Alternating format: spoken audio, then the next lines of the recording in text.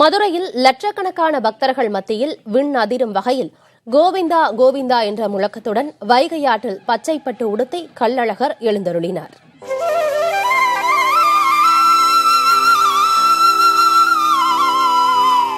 மதுரையில் 10 நாட்கள் விமரிசையாக நிகழும் சித்திரை பெருவிழா 2 ஆண்டுகளுக்கு பிறகு பக்தர்கள் பங்கேற்புடன் நடைபெற்றது.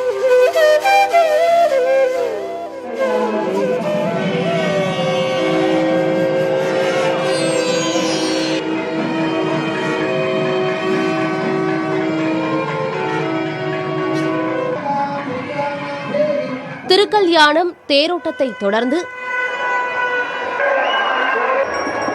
கள்ளழகர் வைகை ஆற்றில் இறங்கும் வைபவம் வெகு விமரிசையாக நடைபெற்றது.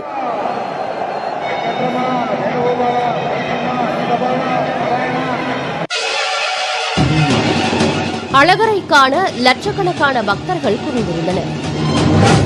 ஆண்டாள் சூடி கொடுத்த மாலையுடன் வெட்டிவேர் சப்பரத்திலும் அதன் பின்னர் 1000 பொன் சப்பரத்திலும் கள்ளழகர் கம்பீரமாக எழுந்தருளினார்.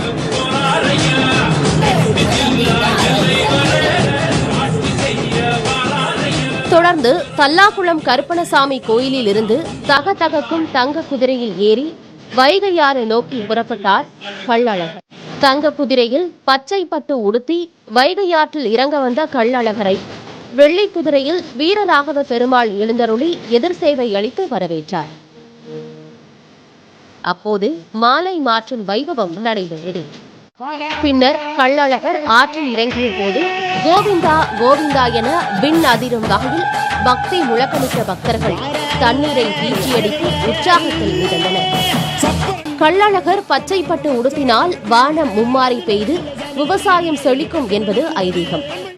தொடர்ந்து ஆற்றின் நடுவே 2000 கிலோ எடையில் 10 வகையான வண்ண மலர்களால் அலங்கரிக்கப்பட்டிருந்த மண்டகப்படியில் எழுந்தருளினார். அப்போது கள்ளழகர் மீது பூமாரை பொழிந்தும் சர்க்கரை தீபம் ஏந்தியும் பக்தர்கள் வழிபட்டனர்.